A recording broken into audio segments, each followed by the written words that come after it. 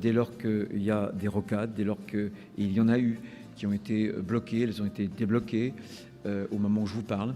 Ah non, il précisera pas. Évidemment, pas de boycott. Peut-être qu'il voulait dire. Mais bon, dans ce cas, c'est pas le bon mot. Après, on va pas demander non plus à Bruno Retailleau d'être précis sur les mobilisations sociales, et on sent que c'est pas trop son univers. Peut-être qu'il veut dire pas d'action de piraterie. Kesako, les actions de piraterie, c'est le fait de non pas bloquer un service public, mais s'arranger pour le rendre gratuit. C'est assez peu utilisé en France, ça l'est de temps en temps, c'était le cas des gilets jaunes et des péages. Effectivement, c'est ce que les gilets jaunes ont fait avec les péages, les opérations péage ouvert. C'est illégal, non.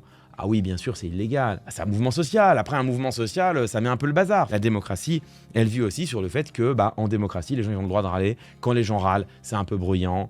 C'est parfois à la frontière de la légalité. C'est la contestation, ça dure un temps.